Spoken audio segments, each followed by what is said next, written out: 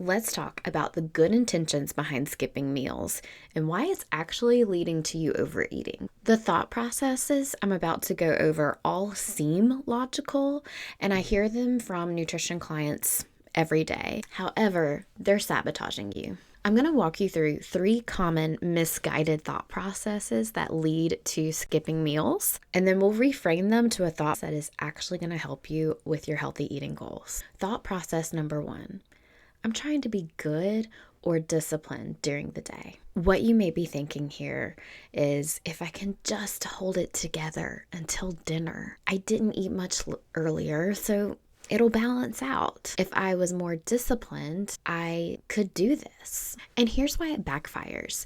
By the evening, you're not making thoughtful food choices anymore. You are nutrient depleted and way underfueled. And since you're depleted, your body is trying to respond fast to this issue rather than thoughtfully. Remember the advice of don't go to the grocery store hungry, because we tend to just grab everything we see and put it in our carts. It's a lot easier to make those impulse purchases. It's kind of like that. It's really hard to make healthy choices when you're too hungry to wait. This is why overeating can feel chaotic and out of control instead of enjoyable. It can leave you with a lackluster feeling, and instead of feeling re-energized, we may overdo it and then feel worse. So skipping earlier often creates a feeling of urgency later.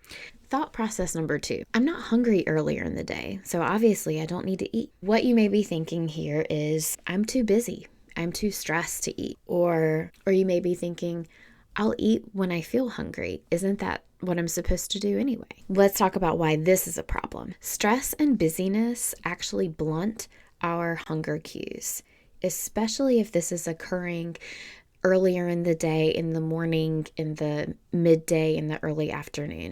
Our body gets used to our eating schedule.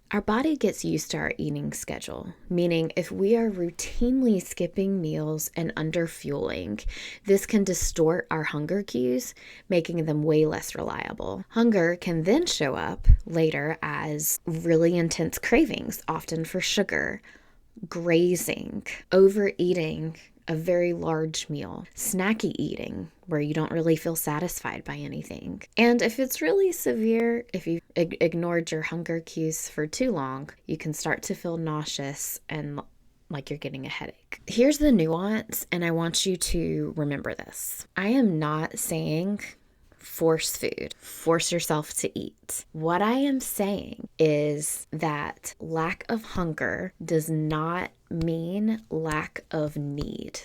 I'll say it again. Lack of hunger does not mean lack of need. So what do I mean by this? So part of the process of eating more regularly during the day, of not skipping meals any longer, it will mean getting back in touch with your hunger and your fullness cues. Because right now, if you're skipping a lot of meals, it's out of whack. And this is a process that may need some time, not necessarily occur overnight. And the third process often comes up around the holidays. I'll just save some room for later. What they're thinking, I know dinner will be bigger, or I'll just eat light now so I can enjoy more later. And if you're just doing this every year on Thanksgiving, okay. But if it's a routine thing, then I want you to consider this. So why this backfires? Your body doesn't experience this thought process as planning. It didn't get the memo. It doesn't bank calories in that way. Your body experiences this as restriction, as stress, followed by relief. And this can often lead to eating past the point of comfort, feeling out of control, and a feeling of guilt and a failure if you're not sticking to the plan that you've set out. So remember this again, your body doesn't bank calories. It's not aware of this plan, but it does sense patterns. So here's what actually helps. It's not just about eat more food, any food, just eat something. It's not really that simple either. It's more about eating sooner and more intentionally during your day. The first step is simply noticing where in your day you tend to ignore hunger cues or skip meals most frequently. We're not trying to fix everything at once here. We're not trying to change everything about the way that we eat starting tomorrow. That's too much. That's overwhelming. But the awareness alone of noticing where you're delaying your eating, where you are skipping meals, may be enough to change that pattern. So tell me, did any of these thought processes sound familiar? Remember, this is not about willpower or self-control.